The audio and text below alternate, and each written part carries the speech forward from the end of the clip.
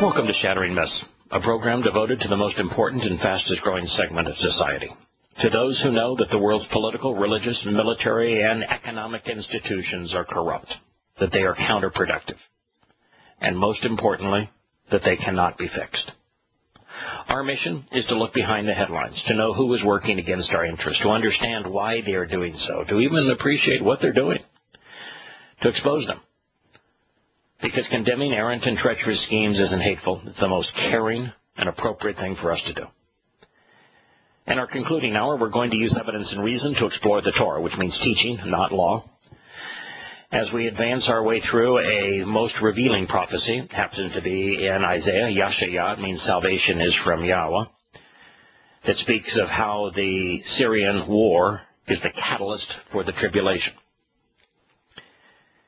Ultimately, Yahweh's covenant, one and only covenant, there isn't a new one, there will never be a new one, provides the only reliable answer for you and your family.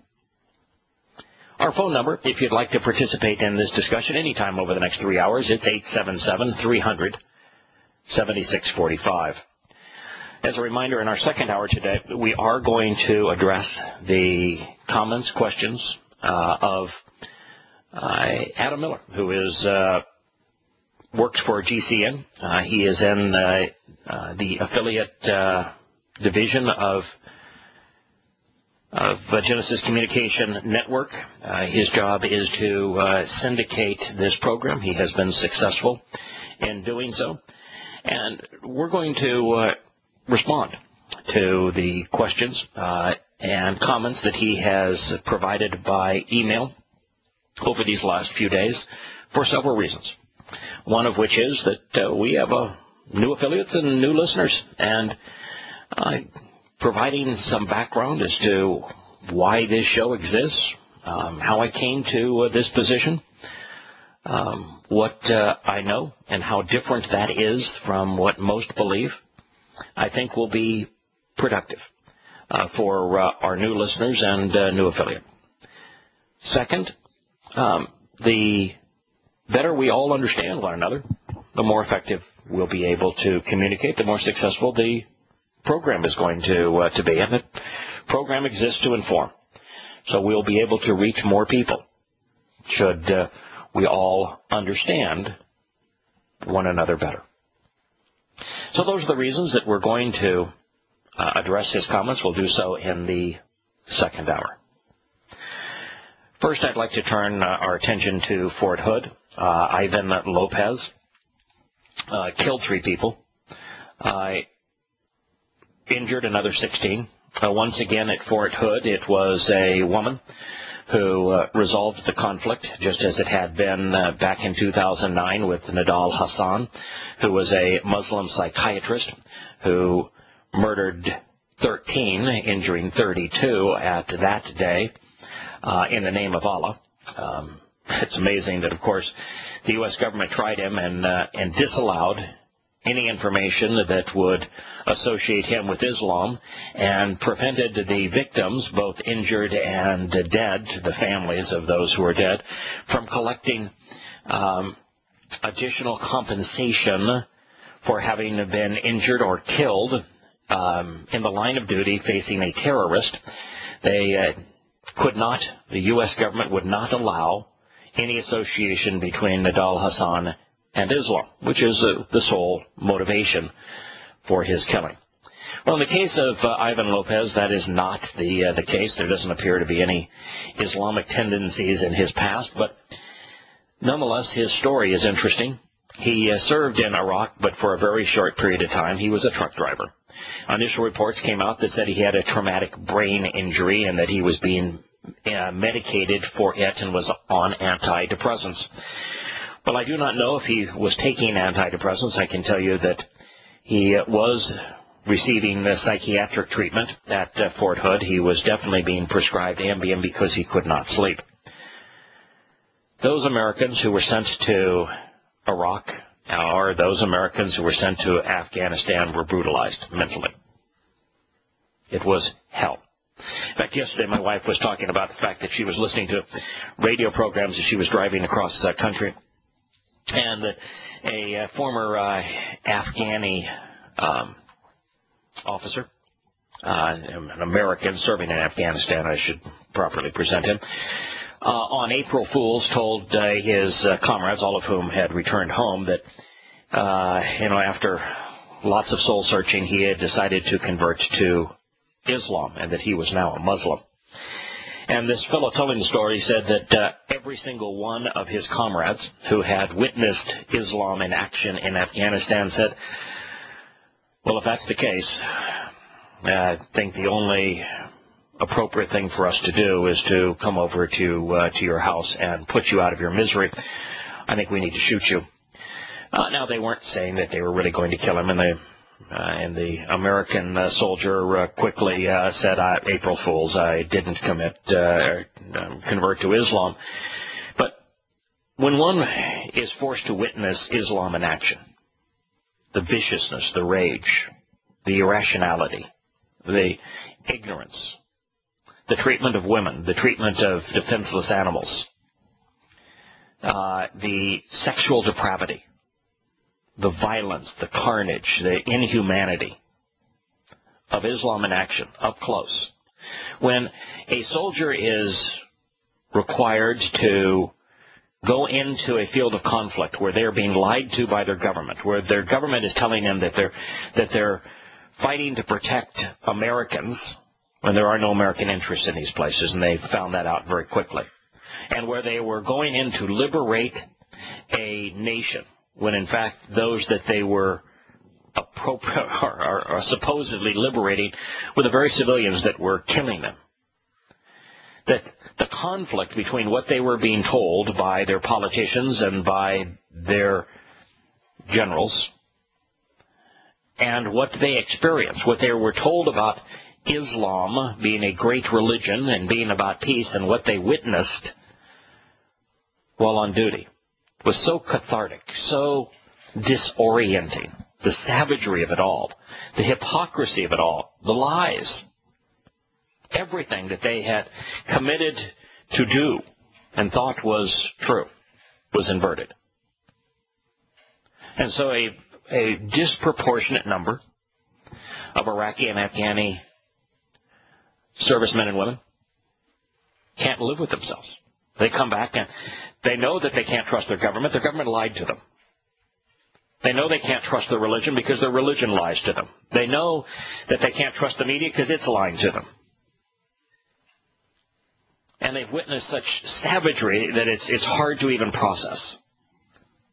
And so what do? Well, many of them commit suicide.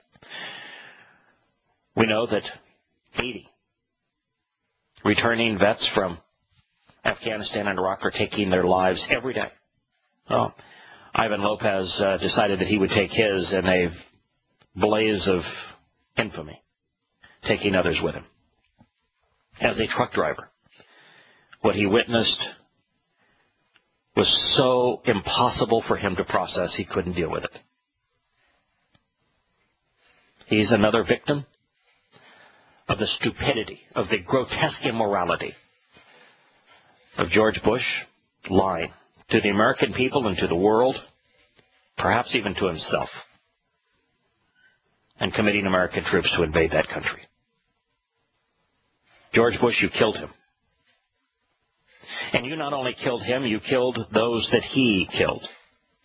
You're responsible for the deaths of each of those 80 servicemen and women every day who take their lives based upon what you did, based upon your lie, George Bush. You ought to be ashamed. If you have a conscience, you ought to be ashamed. You ought to apologize. Would be a good start. I mentioned that this is not the only time that Fort Hood has experienced such tragedy. Nidal Hassan in 2009 killed 13, injured 32, screaming Allahu Akbar. His trial was a complete farce. Not only did he defend himself and explain to everyone, confess to the crime, said, yeah, I did it in the name of Allah. I was here to fight in Allah's cause. And yet the judge disallowed all justifications based upon religion, because the federal government didn't want to compensate the victims, their own servicemen and women,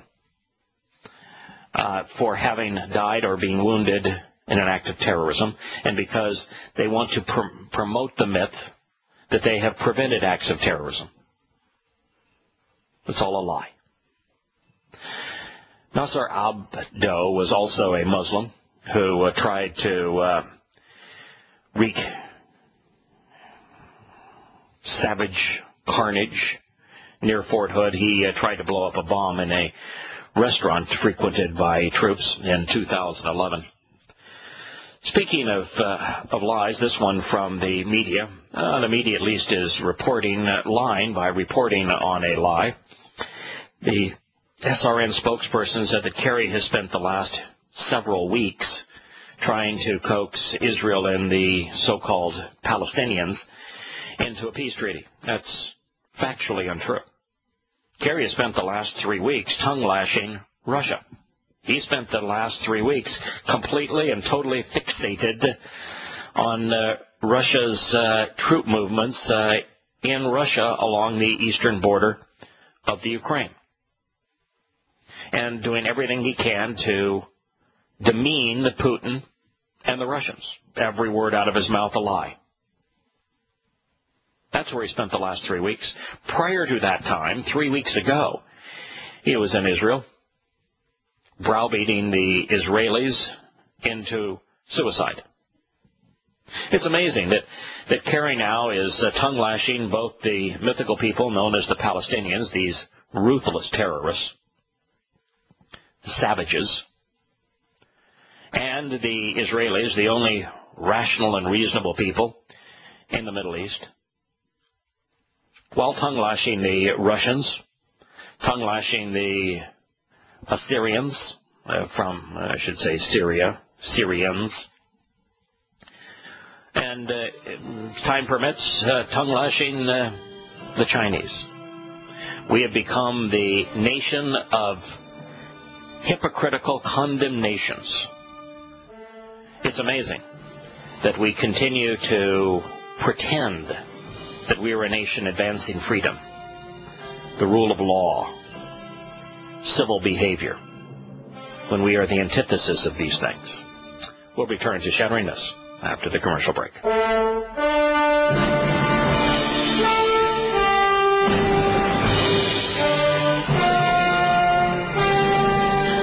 Welcome back to Shattering Myths.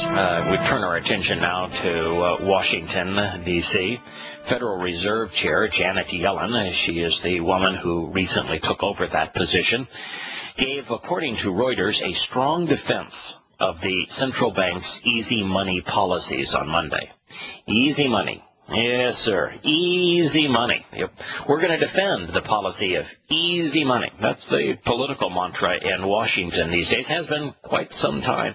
Easy money. Don't have to worry about how much you spend. Yeah, money comes easily to politicians.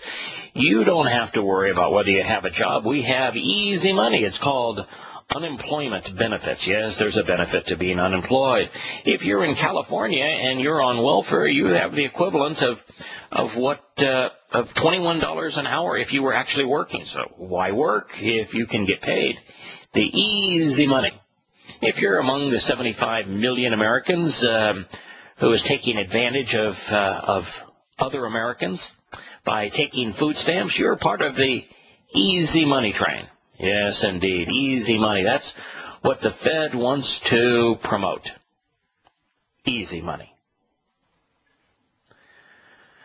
She says that it's extraordinary commitments to boosting the economy, especially the still struggling labor market, will be needed for some time to come. Oh, the Fed, with easy money, is doing the work of Atlas, lifting the economy, taking the hand of the struggling laborer and propping them up with their easy money. Now, mind you, that the Fed became so relaxed with money that you decided that there was no reason to even report how easy making money had become. M3 is no longer reported by the Federal Reserve. That's the measure of the amount of money that is in circulation. And we're not talking about currency per se, but digital inputs that increase the money supply. It's had no effect. The Great Recession is still a recession. No matter how aggressively they inflated the money supply, even when they couldn't get foreign countries to buy U.S. treasuries and fund the U.S. debt and its annual deficit. The Fed played this game called quantitative easing. Well, there's nothing easier than easing, right? And created the illusion that our bonds could be purchased at abnormally low rates by buying them themselves, but not with real money, not with their money, with money easily made out of thin air. All money that now is added to our debt and to our children's debt. In her first public speech since becoming Fed chair 2 months ago, Yellen cited the struggles of 3 American workers in backing the policies of low interest rates and continued bond buying. The bond buying is quantitative easing, where the U.S. Treasury, unable to sell U.S. Treasuries to individuals, to investors, to countries anymore. No one wants our bonds. Came up with the illusion that we were still solvent by buying the bonds, but without actually finding the money to do so. Just saying we're going to pay and buy bonds with the illusion of money. $1 billion a year in that game.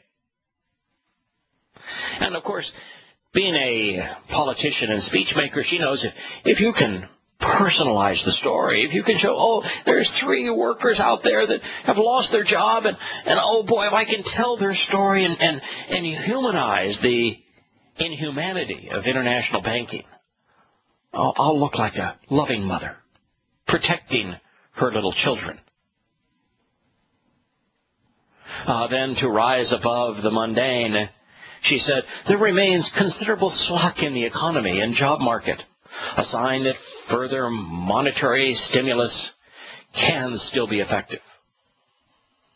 Can. Not would. Not will. Can be effective. Why did she say can be effective? It's because thus far, since 2008, all of the Fed's stimulus programs have failed. They have not been effective. So now all she has is faith, as hope, as potential. But the best predictor of future outcomes is past outcomes. Of future behavior is past behavior. And what we have witnessed is that they have not been effective. So why would they be effective now?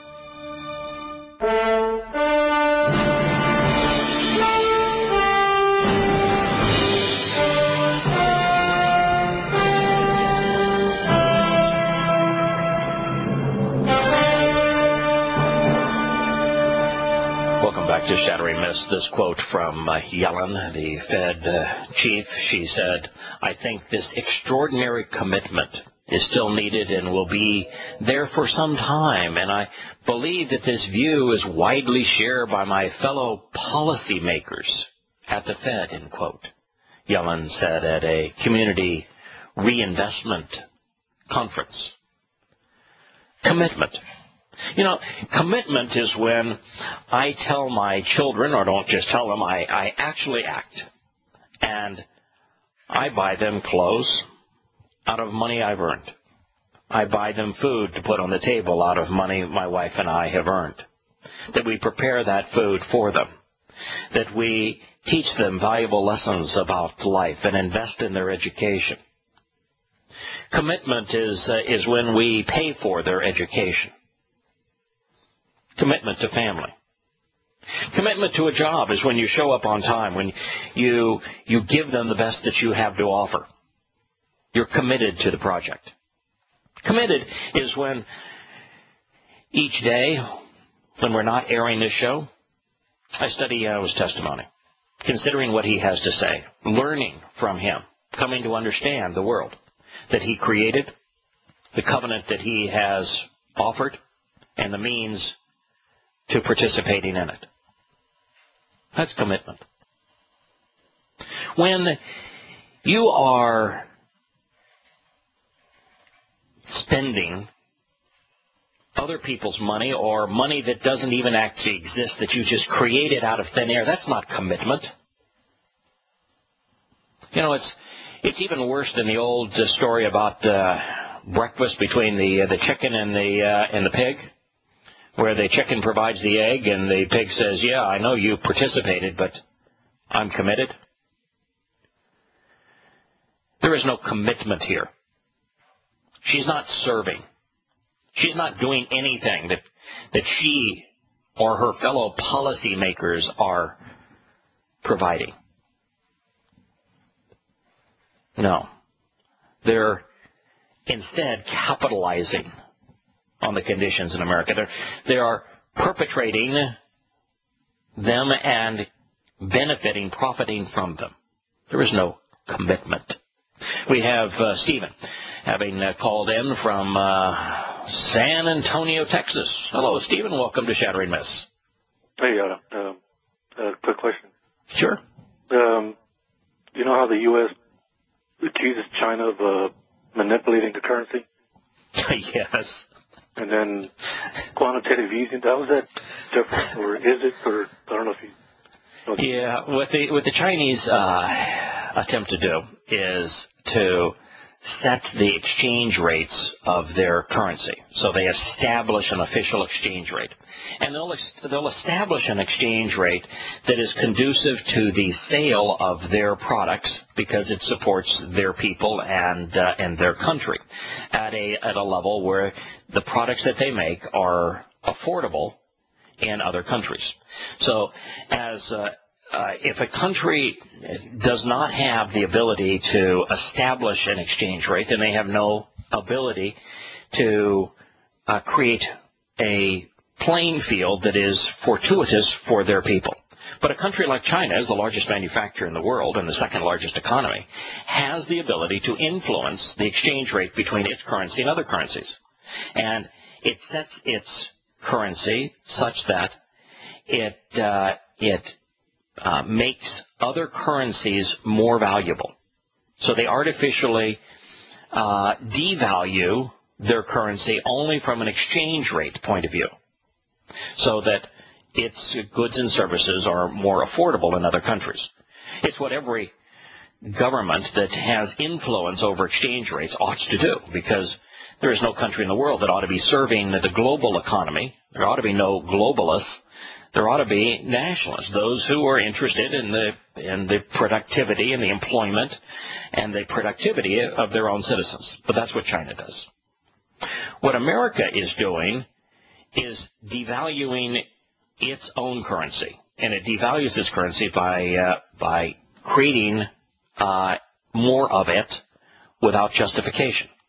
Now, it'd be like if you had your own private island, Stephen, out there in San Antonio, and you built your moat around it, and it was Stephen World, and you had $100 of gold initially, and you said, you know, I'm going to back my currency with gold, and so here's 100 certificates each for a certain amount of gold. And then one day you decided that, you know, there's just not enough certificates here. So I'm going to triple the number of certificates. So now rather than 100 of them, there's 300 of them, but the backing is exactly the same. What you've done is you've devalued each of your certificates. That's what America has done. Now, when you devalue your currency, lots of things should happen as a result of that. The first of those is inflation. And the reason inflation occurs is not because the value of goods and services increases, but because the value of the money that is used to value those goods and services becomes worth less. The next thing is that when you borrow money in an economy where the amount of money is being increased, you have to substantially increase the interest rates. Otherwise, when somebody takes a note for 100 certificates, and when the time they have to cash it in, there are now twice the number of certificates out there, they have to be paid more than twice what they offered just to break even. So interest rates have to go up. So they're really quite different in terms of the mechanisms. One is reasonable, rational, appropriate. That's the one not done by America. And the other one is the most egregious form of stealing, where a form of taxation where the government ultimately confiscates the wealth of all of its citizens. I don't know if I did a good job to explain that or not, but no. Economic theory is a complex animal. On this program, Ted Anderson, who owns this station, very often offers the book called The Creature from Jekyll Island free to listeners. And the reason he does that is it's one of the best books on American fiat currency, which means the U.S. currency is not backed by any tangible asset. It's a debt product. It is based entirely on debt. And that book does a nice job of explaining how the Federal Reserve came into existence, how it's a clandestine private corporation that manipulates the U.S. economy, its history of manipulation, it's the lies that have been perpetrated on the American people to accept a bank of like this. It explains that it's unconstitutional, and then explains the mechanisms that it uses to devalue the currency and to manipulate banks and business and the country at large. It is a good read. The only issue with A Creature from Jekyll Island, and the reason I've gone from recommending it to I'm not so sure anymore, is twofold. One is related to this conversation, Stephen. It's communicating the intricacies of economic policy is something that puts lots of people to sleep because it's really esoteric. The second is that The Creature from Jekyll Island was written, I think, 20 years ago. And at the time it was written, the U.S. total debt was in the range of $700 or $800 billion. And so there was a remedy. The U.S. at that time could have gone back to the gold reserve. We could have paid off our debt by selling government land. And we could have gone on a reasonable course that would have produced a beneficial economy over the long term. That's not the case anymore. We're quickly approaching $18 trillion in debt, plus the unfunded mandates now are another $45 trillion. And we have, in fact, I had a friend yesterday who called me who said, to say that we are approaching a train wreck with our economy is misleading. We're in the train wreck. It's just that the train wreck at this point is occurring in slow motion and no one seems to notice it. This is not a wreck that we can stop. We're right in the middle of it. Okay. All right. Is that do you for today? Yes, sir. Thank you. Okay. All right. Thank you, Stephen. We now have Glenn, frequent caller from Philadelphia. How's the weather in Philadelphia today? You gave us a nice report yesterday. You said no earthquakes, but a little drizzly. Yeah, still no earthquakes, and it's actually a reasonably sunny but somewhat overcast day, but it's nice. We've got away from the freezing, and we can go outside with a light jacket. It's a good thing. Okay. Hey, you heard that the Chileans experienced another earthquake, almost the same magnitude. Things are breaking up down there. Yeah, exactly. I think this seems to be spreading around. I remember a couple of years ago when there was a spate of earthquakes, and I think it was Jim Fetzer or something. They were putting on the one guy, and it was really hyped up to the max. And then the solar activity dropped off, and it all kind of calmed down a little bit. But we had activity off the Pacific Northwest, and then they had that mudslide. Then they had the earthquake in LA. Now we have these in Chile. So we do seem to be going through another spate. Yes. And it does seem to be related to these coronal mass ejections and stuff like that. You know, I did a study on the frequency birth pangs of the megaseismos that are predicted by Yahowah in the last days, and between hurricanes, which are a global event, and while they were ramped up radically in the United States until over a period of like 3 to 6 or 7 years ago, hugely ramped up in both size and frequency, and then now they are ramped up in size and frequency in the other side of the world, impacting Asia. And then I looked at tornadoes, which are also megaseismos, which have just enormously ramped up. We've had, to use your word, the most devastating spate of tornadoes in the United States in recorded history, both in frequency and size, and even coming much earlier in the season than they ever did previously. Then I looked at tsunamis, which would be part of this, and from all indications, the frequency and size of tsunamis is increasing like birth pangs in both frequency and in magnitude. And then lastly, there's earthquakes, and the study on earthquakes suggests that we've, over the last decade or 15 years, have had a huge increase in the frequency of large earthquakes to hit the Earth. So there's something to this.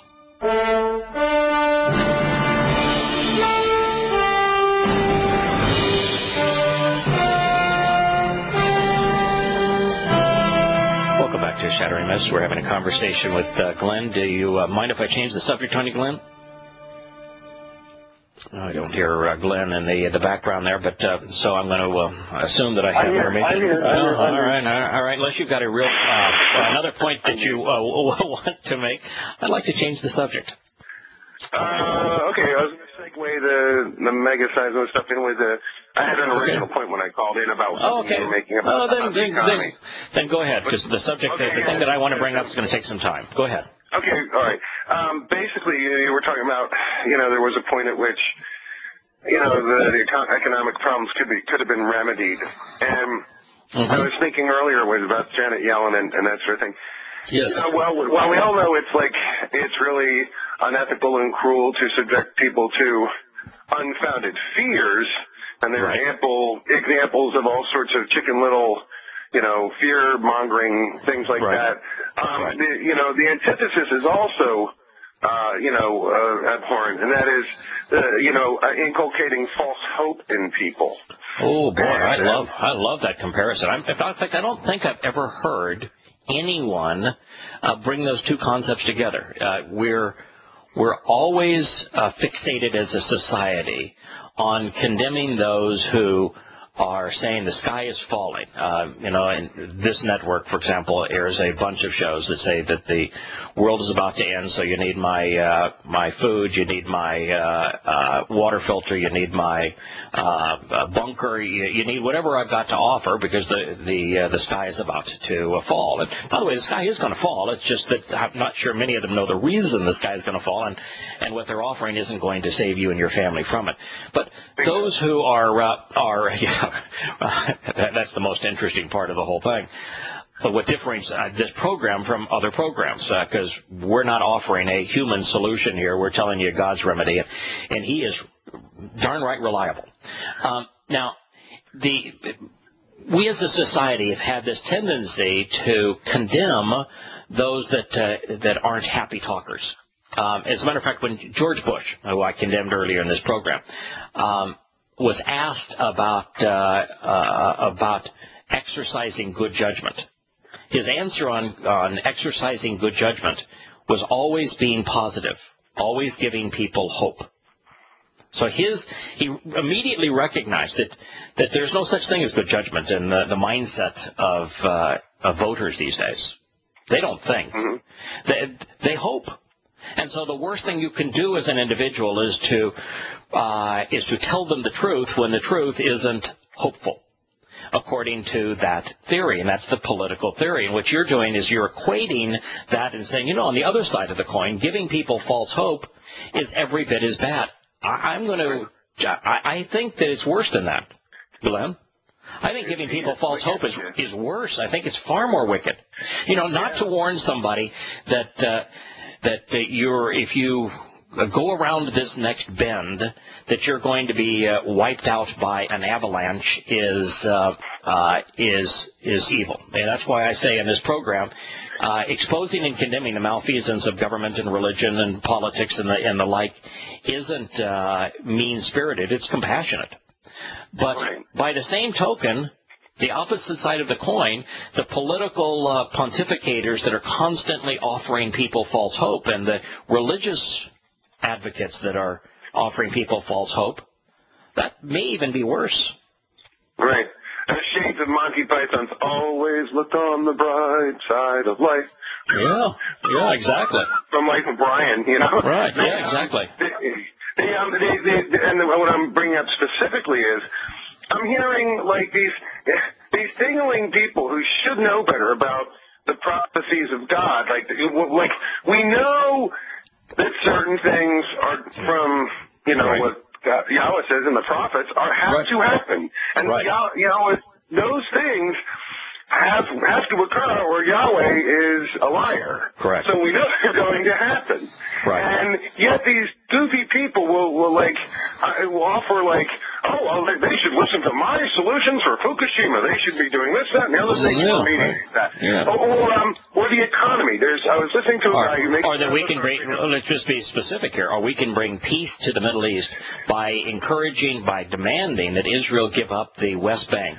And thereby diminishing Israel to about 5 miles wide at the midsection where 70% of his people live, that's what the United States is now demanding Israel do. And Yahowah in this very prophecy said that when Israel is thinned, she will not be sustainable. She even says that America is the country that's going to loot Israel in this way, and that the immediate outcome of that is going to be world war, and that Muslims by the hundreds of millions are going to engage in this war.